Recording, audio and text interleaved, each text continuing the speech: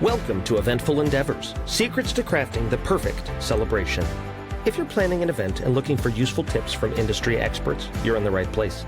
So get ready to take some notes and we'll dive right in. This is Eventful Endeavors.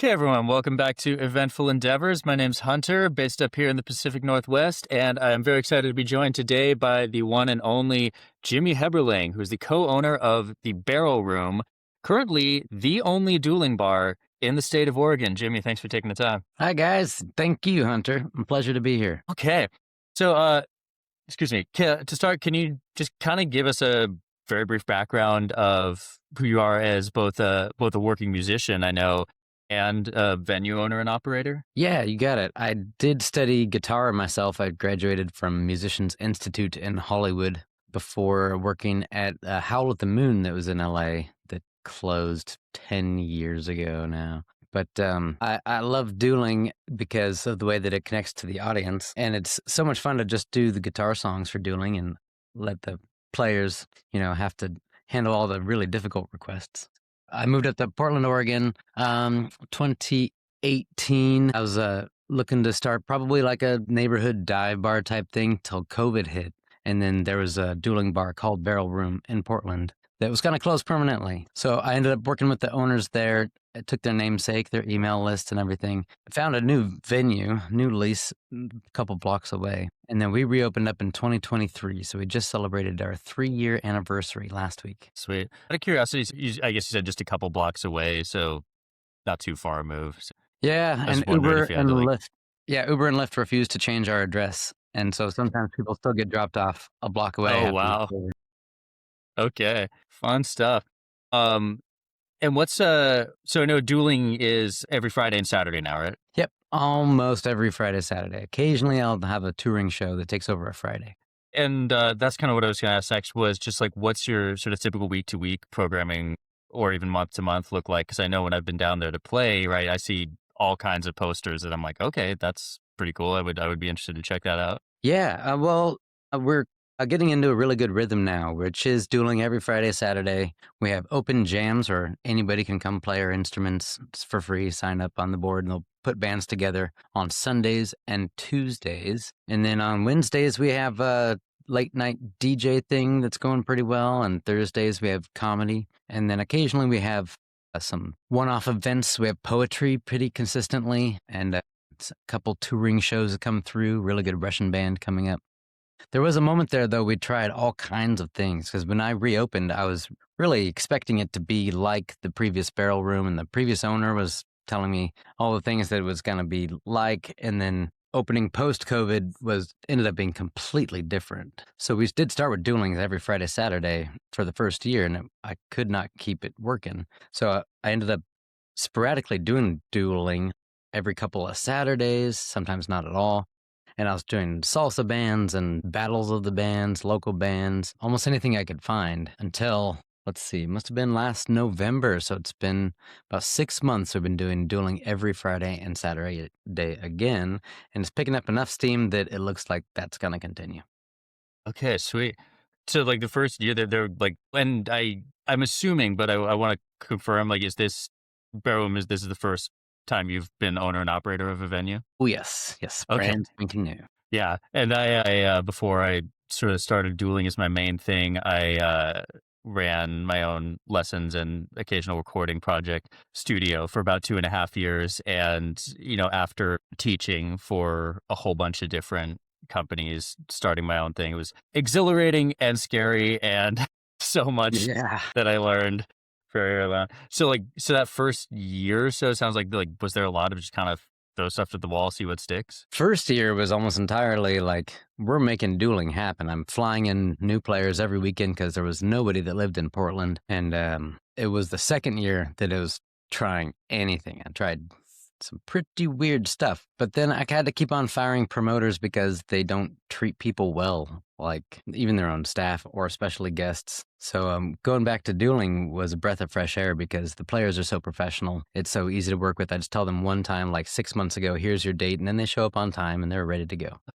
And so did you kind of know from the get-go, especially like having done it yourself, right, as a guitar player, that you wanted dueling to be a mainstay? Yeah, I thought it's pretty perfect, and it turns out to be because I can work Excuse as a me. manager, make sure that everything in the bar is going well. I could talk to the guests and make sure they're going to have a good time for their anniversary or whatever. But then I get up on stage for like 5 songs to play Sweet Child of Mine or something that's really important for guitar. And then I'm done on stage. I can go back to making sure things work, but still get to play the fun stuff and make sure the entire place works. Yeah, it works really well for me, and I think it's just a great show for the audience. It's such like a personally interactive show that really speaks to people, and I get to talk to them afterwards when they're just in love with the place week after Mm. week.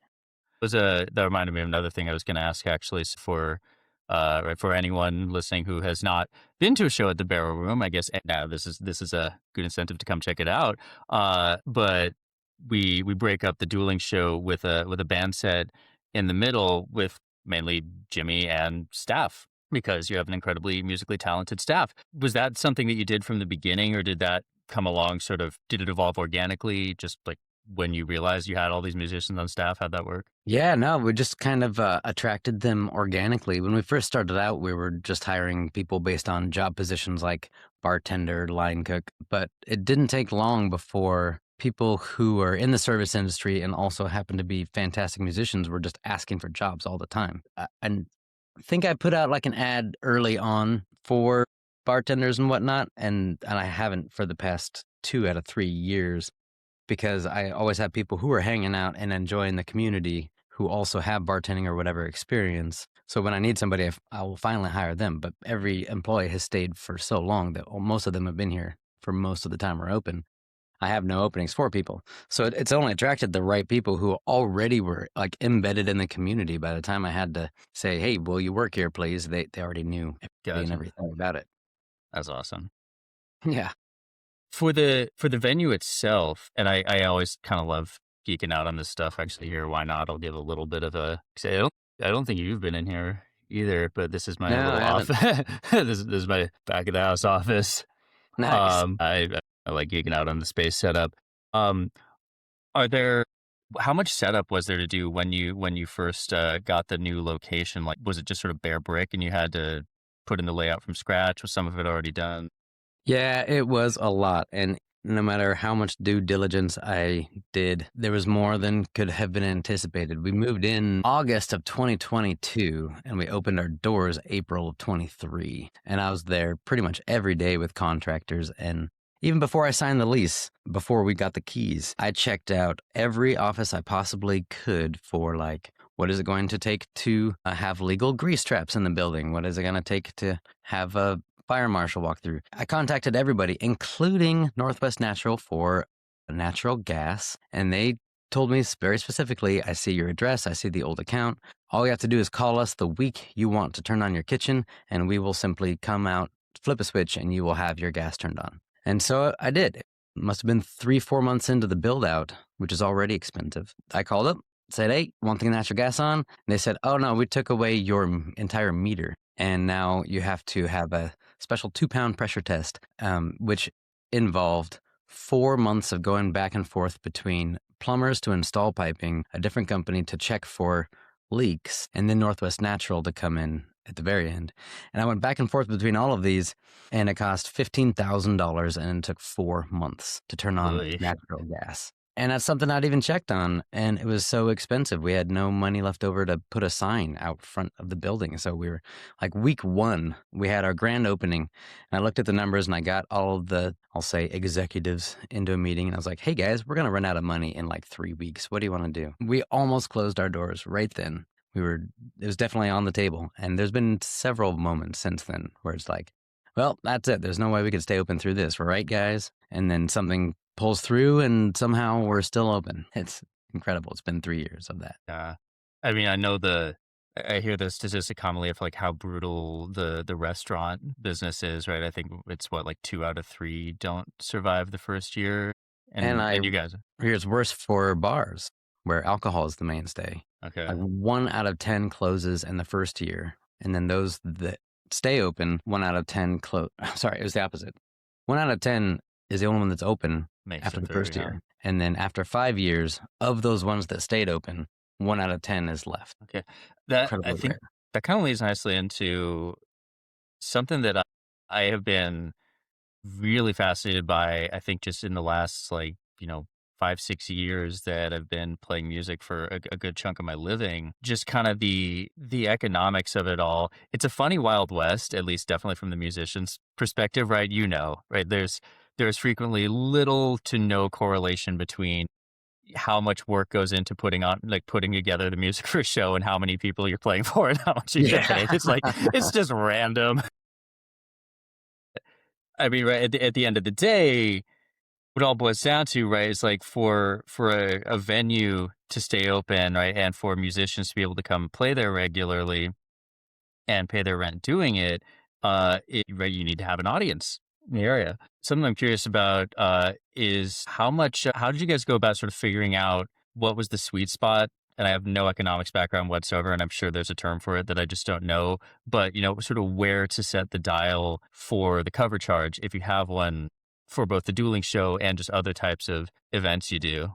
Yeah. Because that's something I appreciate that you guys do. Not every venue owner does the cover charge. Yeah, that makes sense. I've been back and forth. It's mostly been trial and error. I guess it's making educated guesses and then trying it out and seeing how it works. What I found here in Portland, like we're in downtown, like Old Town, very central, right? But almost all of our ticket sales online, where people buy with credit cards, we get their zip code. They're almost all living in suburbs and driving in or Ubering in, whatever. And they come from pretty rich suburban life. And so my idea was I could charge more online and they don't seem to mind. Our ticket sales don't go down when I increase the price. So what I had to do is then balance it with at the door, how much do we charge? Because it could work that I could charge $40 for a ticket online and people would still buy it. But then at the door, people walk in, they would not pay $40 before they know what the show is like if they're Yeah. just like in the neighborhood. And I don't want to try to still get walk-ins. So I ended up raising the price from 20 to 25 6 months ago when we started dueling twice a week. So now we have a $25 cover at the door too, which turns a lot of people off. But I think I get more online anyway. So that's the sweet spot that I'm looking for is doesn't detract from online ticket sales, but still walk-ins might end up paying it. Yeah. Do you have a sense for like what the split sort of between online and walk-ins has been over the past year or so? Yeah, I do have this on a spreadsheet somewhere, but it's like 10% walk-ins, something like that, 90% online. And Dueling Piano Show is different that way. Almost every other kind of show that we host will get half and half walk-ins, or DJ shows are like 90% walk-ins, 10% online. And would you say then, God, there's like so many things I thought of off of that.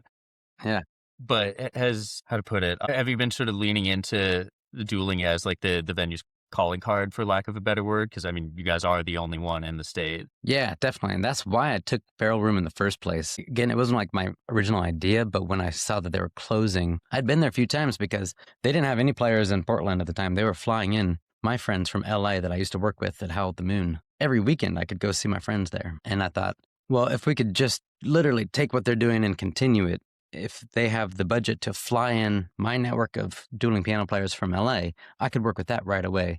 And I already have a pool of talent to go with. And so I wanted to keep what was pre-COVID's Barrel Room namesake was dueling pianos every weekend. They were only open Friday, Saturday. They didn't do anything else. Geez, on Maine up here, so like that, I think. Yeah. Thursday, Friday, Saturday. Right.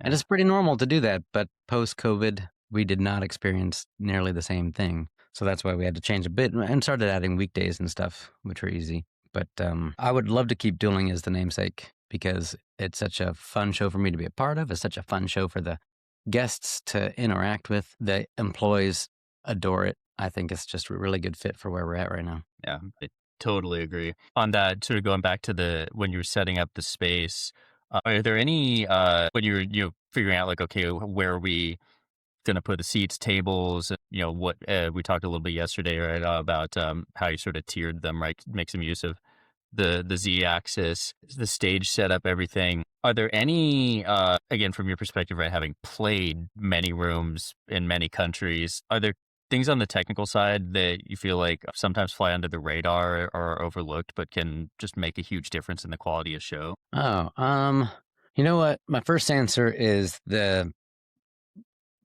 performers who are really seasoned and just do a great job can make almost any room work.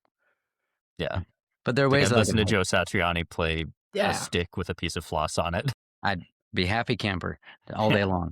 long. Dueling specifically is so interactive. You've seen our room. We have a stage at the end of a long room, right? And we can seat about 110 people in that area. And I think if the stage wasn't on the far side, but it was in the middle, still facing out to everybody, but it'd be a lot closer to everybody, I think that'd be even more ideal. But when we moved into the venue, it did already have a stage exactly where it's at now. And I looked at dozens and dozens of places and walked through a million different stages, it felt like. And the kitchen was always in the middle and it was broken up from restaurant style. This was one of the few that actually had stage visibility at all. So I was happy to accept that. I did add on to the stage. I made it almost twice as big, but I kept it over in the corner where it's been for the past 60 years. But yeah, we could help the players even more if they were closer, if the audience maybe was warmly lit a little bit better so you could see people without having to block the stage lights. Having good sound sure helps. Again, really seasoned players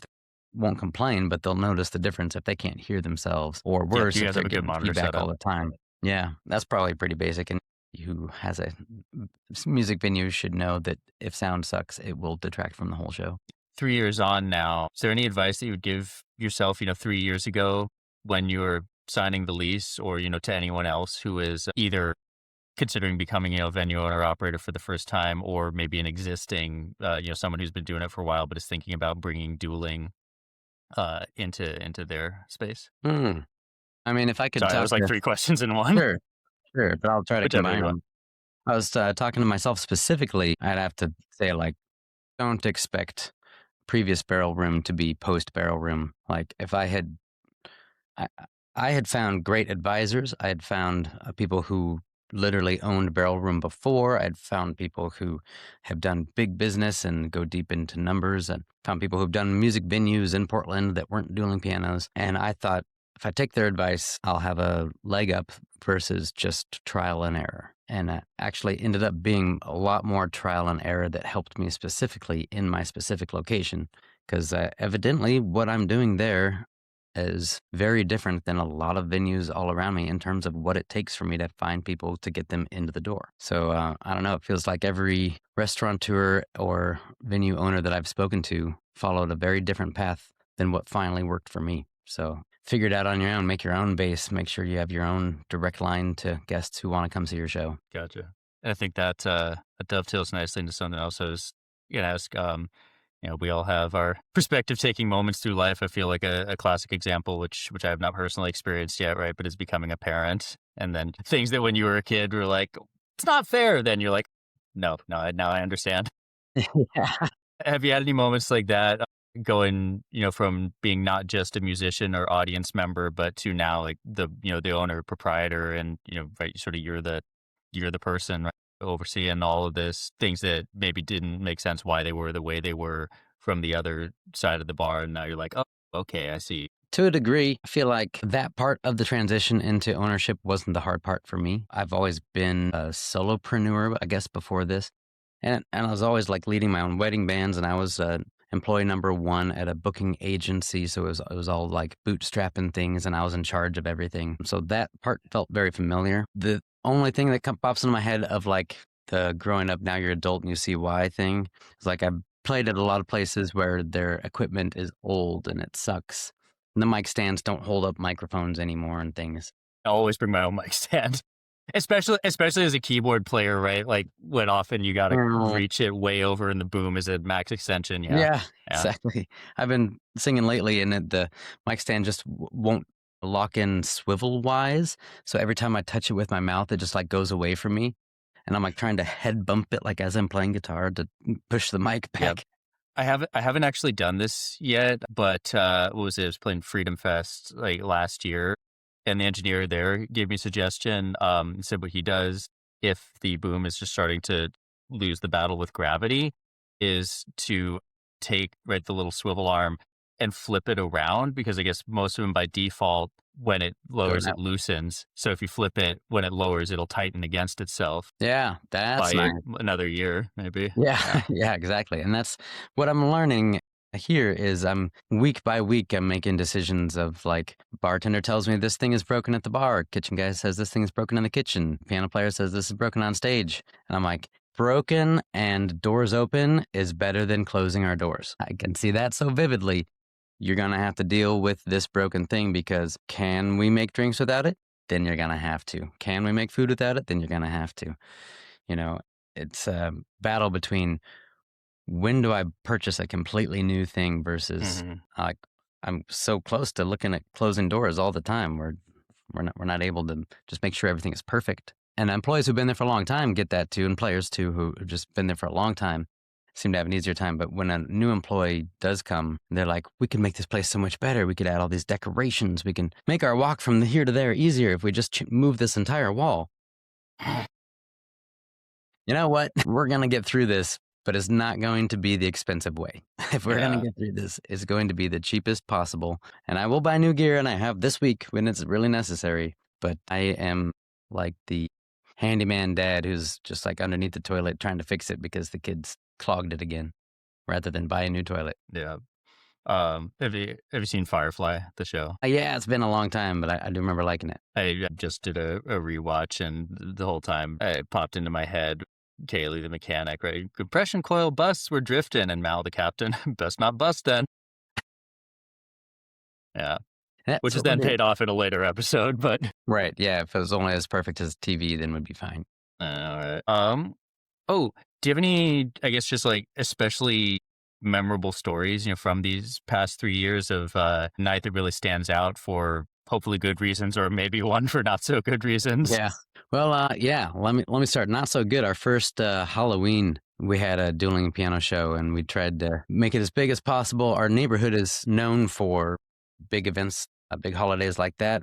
The whole neighborhood gets crammed. We wanted to be a part of that, so we brainstormed with some other event planners and things, and we tried to get like some Halloween games going. And we saw a dueling piano, so we had like this trivia card in a way that like when certain songs get played, you have to figure out some trivia things.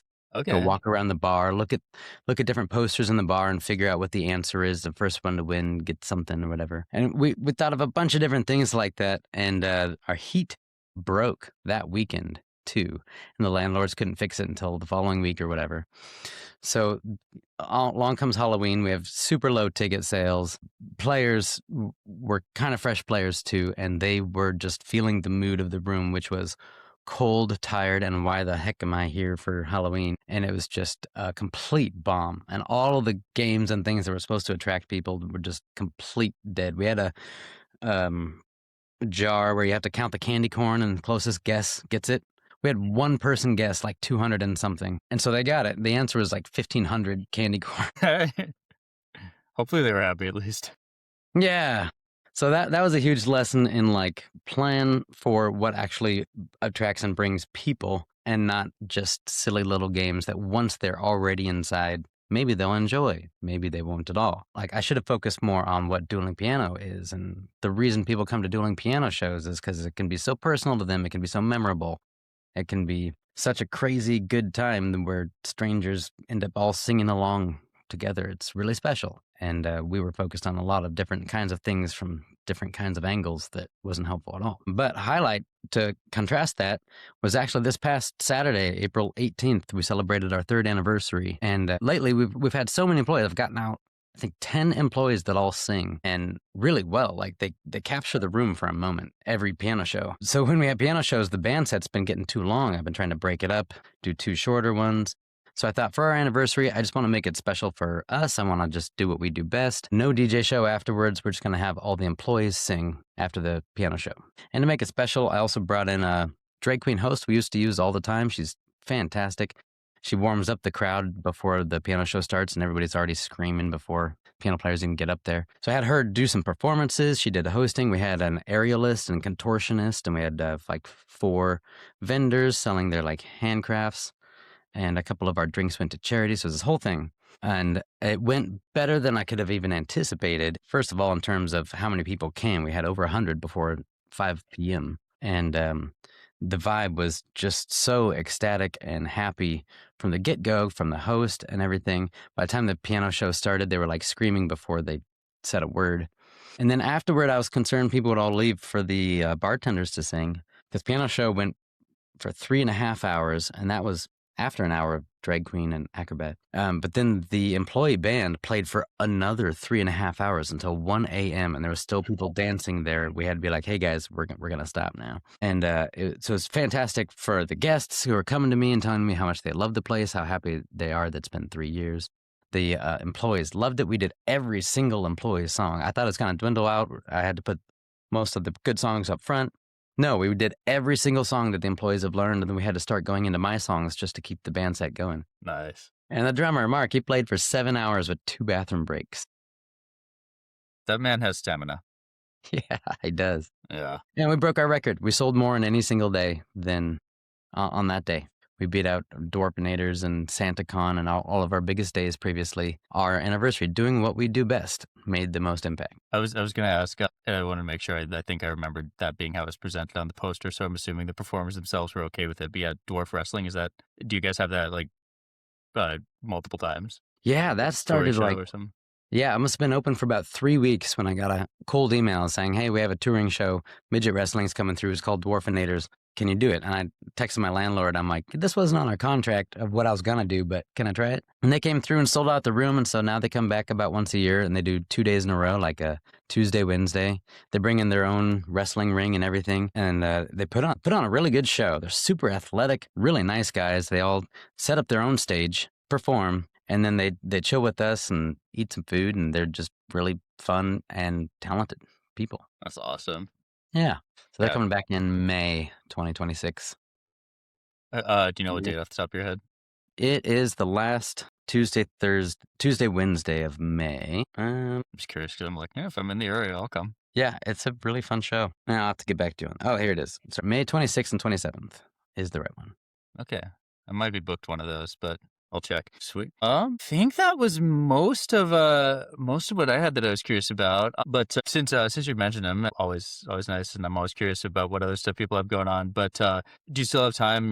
Being now the owner operator of Barrel Room, but you're also doing still your own music stuff. Like I saw your personal website briefly, so like a couple wedding bands and just like independent composition, session work. Yeah, have put all of that on hold, and this is the first time in my life where I'm just focused on one thing, and that's Barrel Room. When I got out of music school, they gave me the good advice: always have like 3 things in the oven. So, performing at weddings or running sound or writing sheet music. So I always kept about 6 things in the oven, which is what you saw on the website. So also recording people and editing music videos and things. And it was a really scary step to just throw all of my eggs in this basket, but I had to tell all the bands I was working for, I can't take any gigs. You're going to have to find somebody else. And this is definitely my full time now, which is great.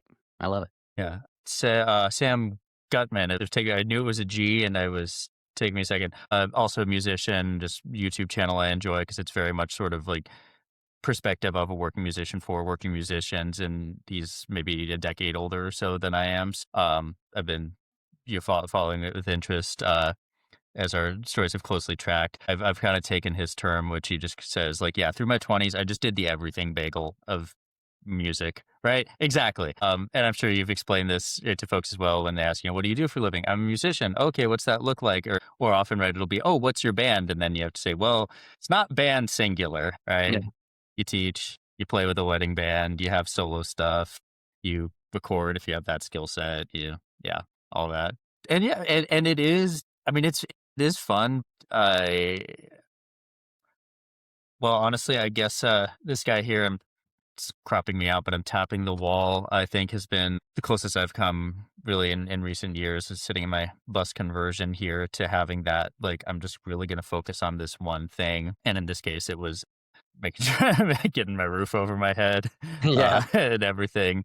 But there's also something to I am focused, everything is turning, and I'm going to make this one thing the absolute best it can be, right? Rather than having the attention divided. Yeah, that can be dangerous if we're going to talk for a minute about musicians living, because I think the tendency for me when I was young would be, I'm going to pick the thing that I love the most, I feel the most, fullness from. But if you first branch out, if you first do the everything bagel, and then you find what works best, you find where the need for that is. And then you follow something that people are happy to pay you for, is often a different decision than somebody fresh out of college thinking, I'm going to be the best sweep guitarist ever, and they're just going to love me for it. Like, well, people may not pay you a lot for sweeping arpeggios on guitar.